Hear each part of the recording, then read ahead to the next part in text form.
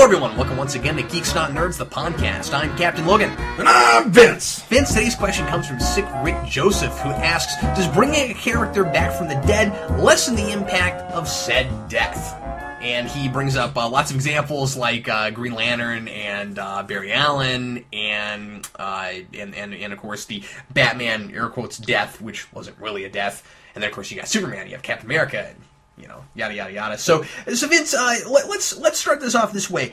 Are you in the camp of, if they kill off my favorite character in comics, I hope they bring them back eventually because I really like that character and I can't see, especially the big iconic ones, I just can't imagine going forever without ever having them back, and I don't want it to be like the 6-month, formula of we'll bring them back, in just a few months, just so we can get our names in the newspaper for a second? Or are you more of the purist, no, if you're going to kill them, they better stay dead because that's more realistic? Well, it kind of depends on how important the character is to me. It kind of depends on how they kill the character. What do I think? I think that if they kill him off, they should at least respect it and wait a decent enough time before you bring it back. At least if you're going to make a big deal out of something, treat your viewers like the big deal you made out of it is worth the money and the time they put into it and the emotional investment that they put into it. Because if you just turn around and bring them right back, then you kind of feel like that wasn't a satisfying death, especially if it wasn't a satisfying story. Like if I wake up the next day and say, wow, Captain America died because he got shot in the head, that's novel. Here's a guy that can survive a robotic humanoid deity, but he can't survive being handcuffed? Really? And there are so many comic book characters who get killed and brought back that it's actually like almost a novelty to have a character that stays dead a long time. Mm-hmm. Like bringing back Barry Allen was a big deal. He was dead for years. Yeah, you see, it depends. Are you going to bring it back within, not even my lifetime? We're not talking about a lifetime. We're talking about, a significant portion of time. For example, I don't know that this was too soon, but going back and... No, you know what? Scrap that example. Let's talk about Hawkeye. Hawkeye killed himself. Okay, go ahead. Hawkeye thought, he was about to die or something like that in one of the Avengers Disassembled storylines, and he basically rockets himself into a ship and blows up the ship, and he kept yelling, "Not like this." And for me, that's not a satisfactory death. And Hawkeye's alive again, and I never heard anything about a big Hawkeye's back from the dead storyline. And it seemed like nobody really, really cared. Yeah. And that's kind of a problem for me. Like, why did you kill him off to begin with? The Ultimates, the Ultimate X-Men killed off... Actually, Jeff Loeb killed off most of the Ultimate Universe involving the X-Men. He himself decided that they were going to die. Surely he talked with the people at Marvel that he was going to do it, but it was his storylines that killed them all off. And when you make it an unsatisfactory storyline, what Jeff Loeb did was he killed off all these characters, and in fact, Beast was killed off by Bendis in the Ultimate X-Men, and then brought back to life by somebody, I don't know who, but then he was killed off again by Jeff Loeb. So how many times are people going to die? How many times are people going to be brought back from the dead? And how many times are we going to say, well, we can't do this because they're dead, and that's a big deal? Well, how many times are you going to kill off Wolverine? Well, and I think more importantly, when does it stop being interesting to a reader, and when does it stop affecting people? And I think it pretty much has for the most part. Although I don't know, that's easy to say because most of the people that I talk to who read comics a lot and are very familiar with them will say, I'm tired of seeing character deaths. They don't impact me at all. And yet those kinds of books still sell really well. Yeah. So that's interesting. Death of Ultimate Spider-Man was huge. And of course it sold really well. By the by. But I think part of that is because since it's Ultimate Universe and they don't have to necessarily play by the rules there, the assumption is maybe he won't come back. So I don't know. Maybe that has something to do with it. I think it's partially because they're replacing him with another guy. Yeah, but why would the issues leading up to him dying and then the issue where he dies sell really well just because somebody is replacing him when that character's not even brought in until after that happens?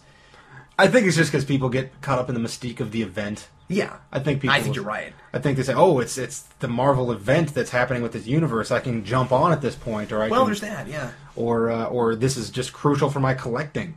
which was partially the reason I collected it. The Ultimate Fallout included both Punisher and the Fantastic Four, so I collected it because I collect Ultimate FF.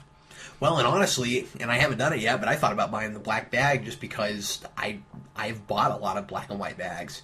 That's just something that I happen to have quite a few of. Whenever that happens with DC and Marvel, I seem to buy the bags. Yeah, I bought them and opened them so I could read them. Oh, I'm that silly guy that sometimes buys two. Really, I mean, like when with the death of Johnny Storm, and again, I wasn't that death didn't really impact me that hard, or at all, really. But what impacted me more was the weird transition to FF, which I finally decided I liked, but it took a while. But anyway, no, I bought both. I kept a bag and I opened a bag. But you know, I'm kind of a collector, so. Did you read the Death of Spider-Man? I didn't. So let me tell you how it happens. Spider-Man is doing his own thing, and it somehow connects to what's going on with the Ultimates. Spider-Man bolts in to save Captain America from being shot by the Punisher, and he gets shot by the Punisher. So Spider-Man accidentally gets shot by the Punisher, and Punisher's like, wow, apparently I'm such a novice shooter, or Spider-Man is so fast that I accidentally shot this kid. So, well, you know, I assume it's powers. But, so how that ended up boiling down is Spider-Man went off somewhere, fought some more guys, and died. And really? It was really... That sounds ultra contrived. It is extremely contrived. It was just Spider-Man dotting it like... It was obvious that they were just trying to sell books by killing Spider-Man. It was in the middle of a story arc that Bendis had lined up. Yeah, I mean... If we need to just come down at this point, you know, 7-8 minutes in and just make a statement about this, when it's super contrived, that's when it's really bad. Yeah. And you know, and we can talk about this a little bit later, but like people will forever say that Doomsday was a giant plot contrivance, and he was. But the Superman death, so much less contrived than a lot of these other things, because at least there was a lot of stuff leading up to it. You see what I'm saying? Yeah. He fought Doomsday for issues and issues and issues. Yeah. And Spider-Man just gets shot in the head. Captain America just gets shot in the head. Yeah.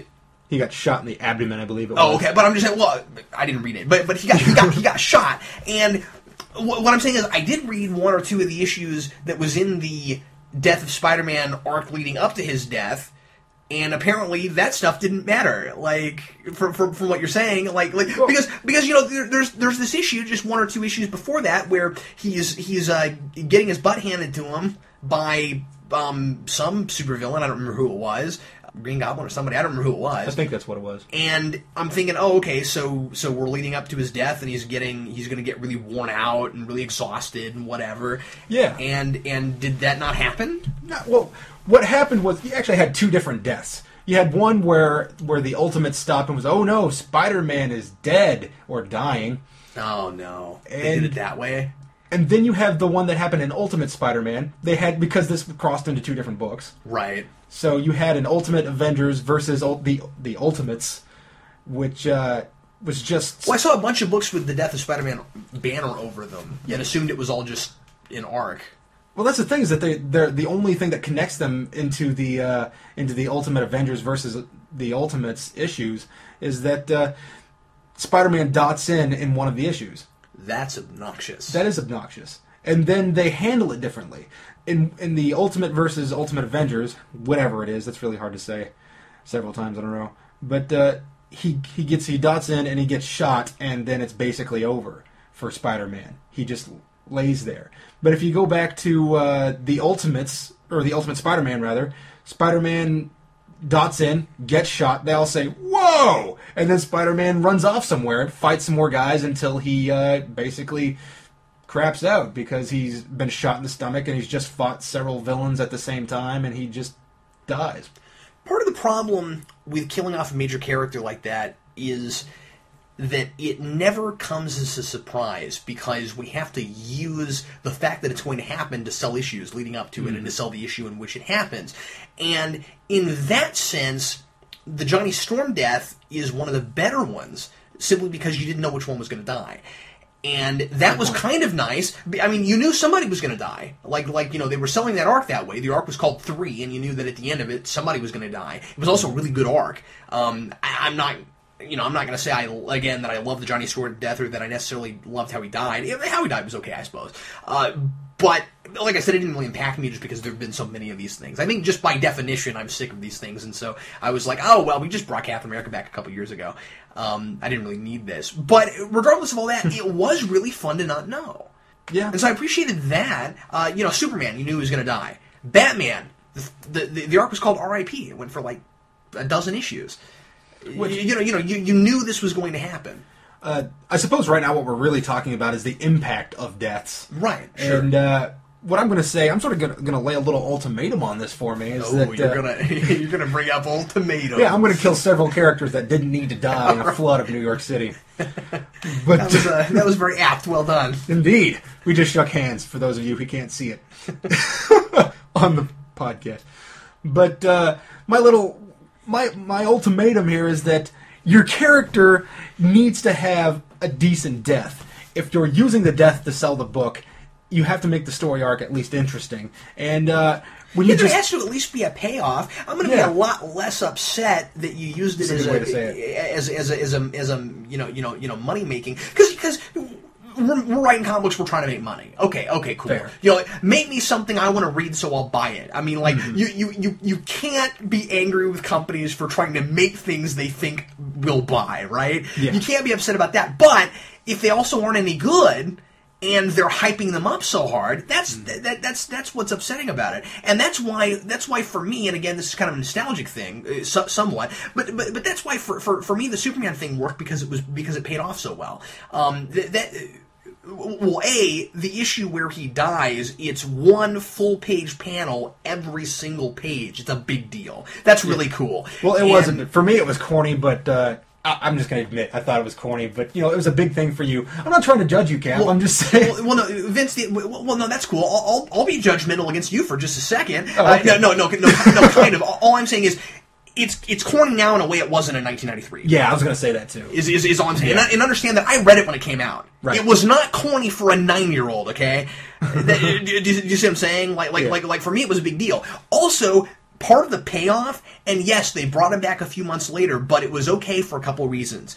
One of them was this kind of thing hadn't really been done yet, the way they did it. And secondly, you didn't know whether or not he was going to be brought back, and they canceled all of his books for a while. And that was part of the payoff, was we're going to freak everybody out by letting them not know what we're doing. And that was cool, because there they were not making any money with these books for a while, just to make the point that it wasn't just in fact, it wasn't a money-making scheme back then, because they didn't know if it was going to sell. It was just an arc they were doing. Back then, at that point, it wasn't a ploy. They simply were like, we thought about doing a story about Superman dying for years and years, and it's just this joke we always throw around, and we couldn't come up with a good thing to do. I don't know if you know this story, but I've heard this before. But Lois and Clark was on, and they were going to marry off Lois and Clark. And do you know about this? Keep going. And they were going to marry off Lois and Clark in the series, and so they couldn't do it in the comics. And that was the next arc they were going to do, was going to be the marriage of Superman. Okay, yeah. So suddenly they're like, oh no, what are we going to do? And then finally they went, let's just do the death of thing. And so their point was, let's impact the reader by saying what would the world be like without Superman, and we will do kind of a metaphorical thing by having no Superman books for a while, and then when we bring back the books, it's going to be books without Superman for a while until we finally bring him back. And I don't know, all of that was new and interesting and engaging in a way. Whether you like it or hate it, you have to admit that it's different. It had not been done yet, and now because that was so successful, it's a formula. Yeah. Here's the thing. That's all I'll say about Death of Superman. I'm sorry. No, that's fair. You have a build-up. You have stories that don't contradict each other, even though I felt like it was a little disjointed because, of course, it's in several different storylines. There is still a build-up and a payoff. With the Ultimate Spider-Man thing, the reason why it was so dissatisfying for me was that we had two distinctly different stories that were only connected by a contrivance. And that contrivance is that Iron Man, Thor, and Captain America are going to teach Spider-Man how to be a real superhero. And that just means that Spider-Man is in their lives and he can run in and get shot. And that was it. That was the only thing that connected those books. So, do you think after that, and maybe this isn't even something you would have an opinion of because you just thought it didn't work, but do you think that at any point they should bring him back in Ultimate, or should they just keep him dead? I feel like they should bring him back. I mean, I don't feel like the character got a fair shake, and this. Well, he had over 100 good issues. Yeah, I mean, I don't feel like he got a fair shake in his death. Oh, I see what you mean. But I feel like I read the first issue of the new Ultimate Spider-Man stuff. And I don't know if I'm going to like Miles Morales a whole lot, but I know I like the first issue. Okay, cool. And I'd like to read that, by the way. I haven't read that yet. That's fair. I got it in my closet right now. But which is where I keep my comics anyway. But I think you need to give your character a fair shake in the death. Now let's talk about something about, say the character does have a great send-off, and they bring him back later. This character has a fully satisfying send-off. Like, for example, Superman dies, you feel extremely satisfied. That was a really epic thing, and they bring him back later. Is that a problem for you? Well, sort of depends. How soon? It depends for me, too, and sometimes on how soon and sometimes not. I think that with... I said I wasn't going to talk about this anymore, but I guess I am. I think, I brought it up. I think with Superman, it was a bit of a different thing because I think that as soon as they started doing the 4 Superman imposters, you kind of got a sense that he was coming back. Yeah. You know what I mean? Because you knew... it wasn't really a mystery. They played it up sort of like it was, but we as the readers knew that none of these guys could possibly actually be Superman. And so I think they were grooming us from the beginning of that Superman was coming back and that this was a plan from the beginning, not just we're bringing him back now because we want to sell books, which is more of what happens now. Like Captain America, I didn't read any of that, but I don't think you really got any, that kind of foreshadowing where yep, we killed him and we knew the whole time when we were going to bring him back and how, and it's all gonna fit in together. Superman's death was satisfying as kind of not. Like, I think part of the point of it was that it wasn't satisfying, was that he was killed by a plot device, and that made us want him to come back. Whereas if you have a character who is killed in a really satisfying way where you're like, that's a fantastic send-off, like you said, then maybe you don't want them to come back for a long time. Let's use the example that I scrapped earlier and talked about Hawkeye. Okay, yeah, sure. And then I've got one, too. I didn't read anything but just a few panels from this story arc, but Colossus died. Colossus from the X-Men and the regular continuity died through some sort of self-sacrifice. It was like a huge thing for X-Men. He died because he saved all of his ex-friends. And, current friends, but, contemporaries of the X-Men. But he kills himself to save everybody. Great. It's a big thing. Whedon brought him back. Whedon had a great story arc. I didn't care because I hadn't read that stuff to begin with. But apparently Colossus had never been dead, as far as the new continuity is concerned. Colossus never died. He was kept captive by some alien who didn't really have anything to do with his self-sacrifice to begin with. So why is he alive? Why?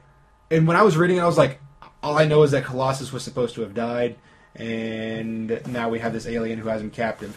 I don't care. This is a good storyline in of itself. So, but does it lessen what came beforehand? Well, retroactively, if you haven't read the storyline, it kind of does. My thing with Astonishing was I never even could tell if that was supposed to be mainline continuity or its own thing. I thought it was supposed to be mainline. Oh, you're probably right, especially if other people were complaining about that. I didn't know. I always kind of read it as its own thing. See, that's the thing, is I never heard anybody complain about it.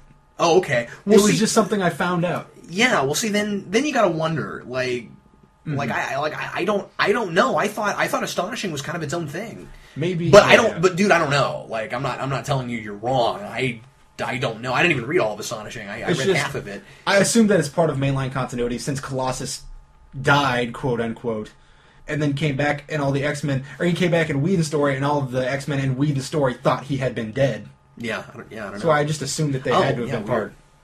There had to have been part of the regular continuity, but if you're right, that's a really good example because yeah, I mean, if a writer just suddenly has the person there again and has no explanation as to how, especially if the death was a satisfying thing and was their big character moment, I think we should probably go ahead and bring out the elephant in the room now, and that would be Jason Todd. He's not an elephant. He's a robin. No, he's a red elephant. Here's the thing. Jason DC Todd reboot New 52 is, in my opinion, the one character out of all of comicdom that should, under no uncertain terms, have never been brought back. And he is back. Ever. Oh yeah, he's back, and he's a big deal, and he's got his own book in the New 52, Red Hood and the Outlaws. But here's the thing about Jason Todd. Jason Todd existed to die. Same thing with Bucky, coincidentally. Well, okay, there's that, but the difference is, yeah, okay, but no, I didn't think of that. Two of them, 2 for 2. The difference is, well, when I say Jason Todd died, I mean I existed to die. That's not exactly true. They didn't, bring him in with the intention to kill him. Everyone hated him, so they voted in, and then they killed him. Yeah.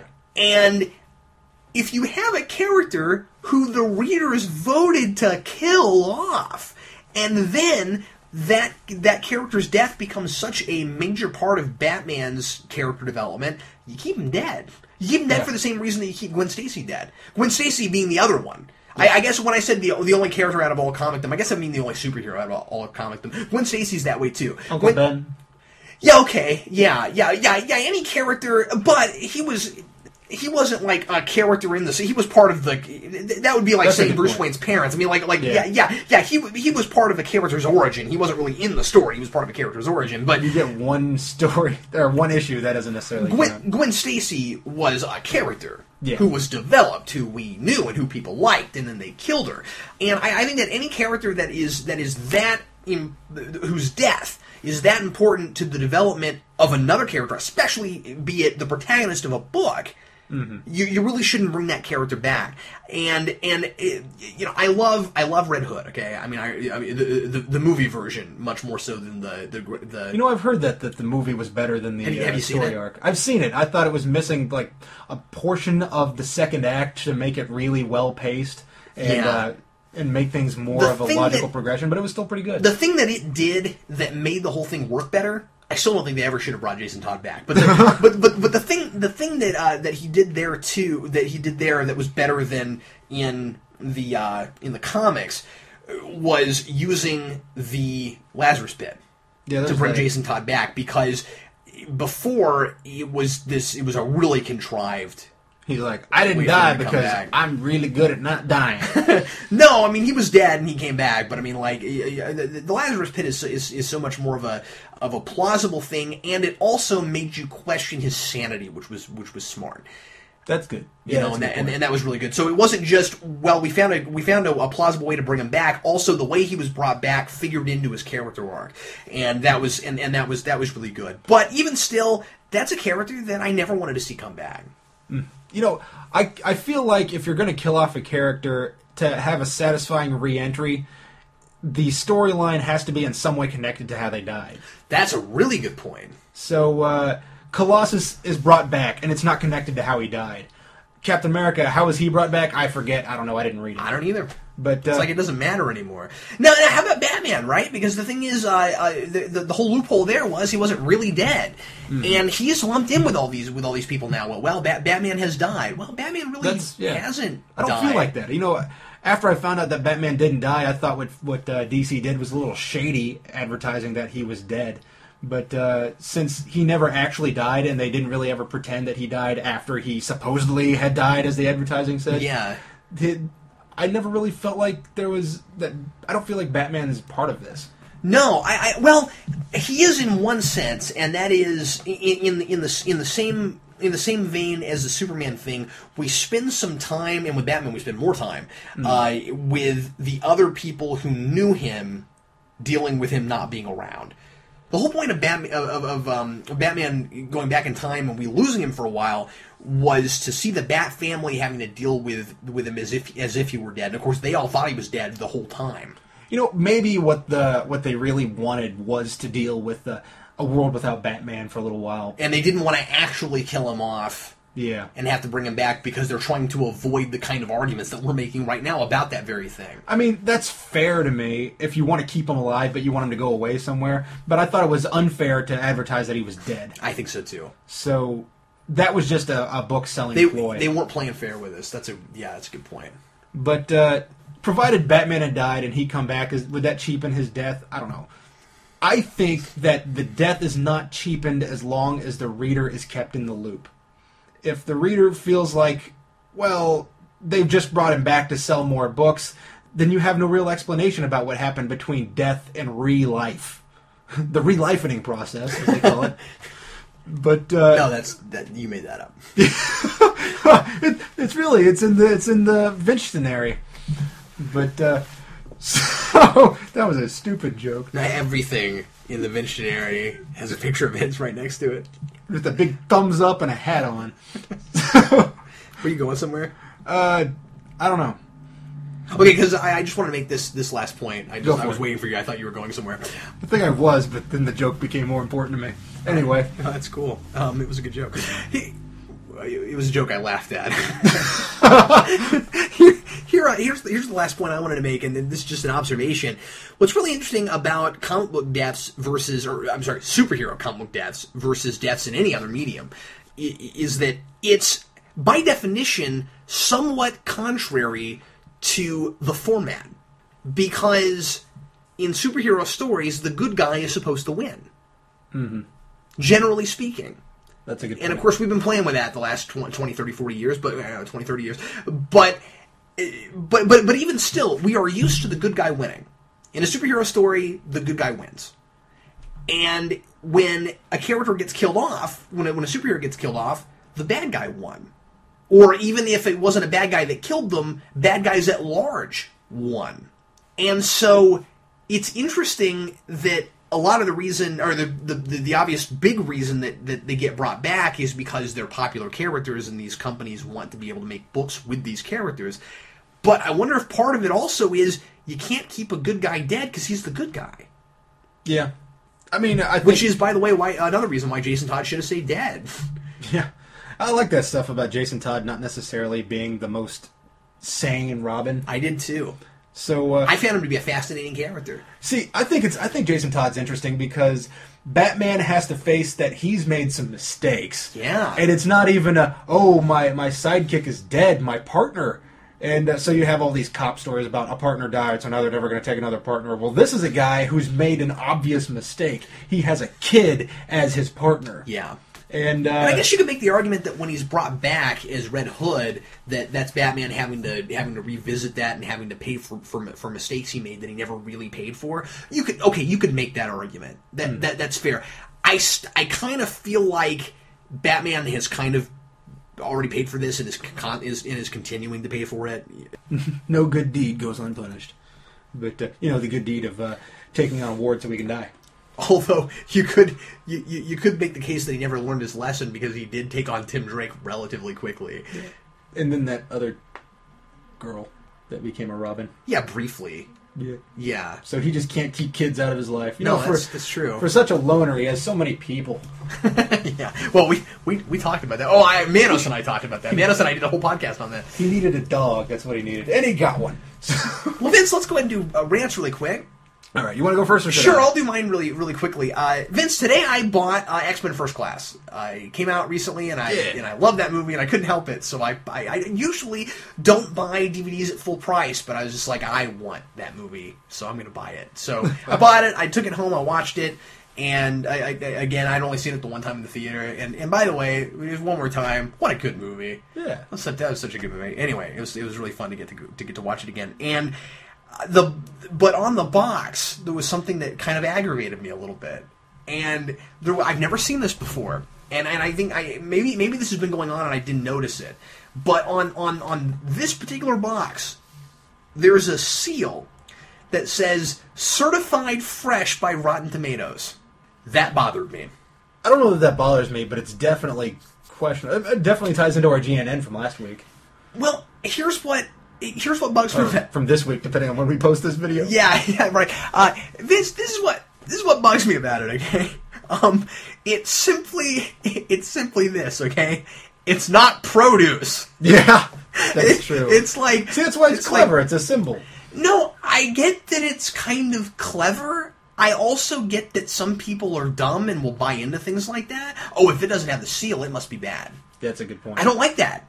That bothers me. I'm totally cool with, and well, I'm not totally cool with because a lot of times they're taken out of context. I was gonna say I'm totally cool with the lines from a well-known critic that you put on a box to help sell it. You know where the critic says this was a thing that was really cool about it, but they'll take like 3 words out of context. It'll be like loud and awesome, but like that could have been taken out of context in a sentence that was talking about a far better movie. You know what I'm saying? That kind of thing. So, but just the very principle of let's say something that a critic said on the box is okay to me, but again, I don't like numbers. I don't like trying to tell people that movies are good because there is a consensus among people who write about them, and that means that it's a good movie or it's a bad movie. I don't know, that bugs me.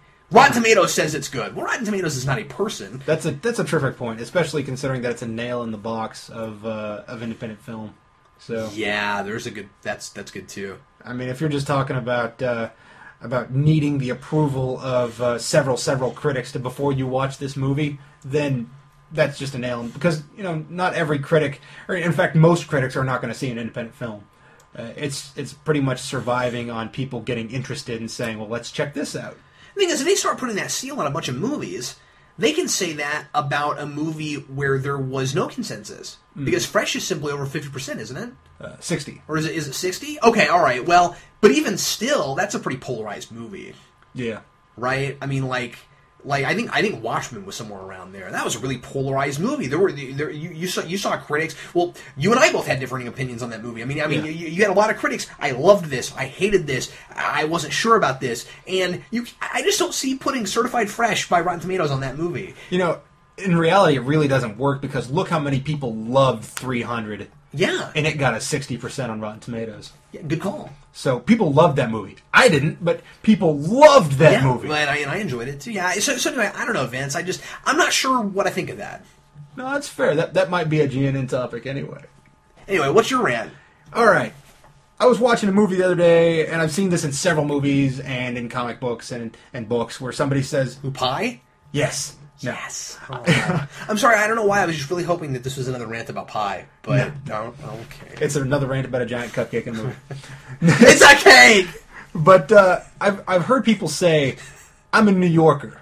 I can handle anything. I can handle this. I can handle anything. Or I'm from Texas. I can handle anything. What does being from New York qualify you to do other than just be from New York? Like, okay, you're out in the middle of the woods. You're freezing to death. Rub those 2 sticks together and start a fire. Well, I can do that. I'm from New York.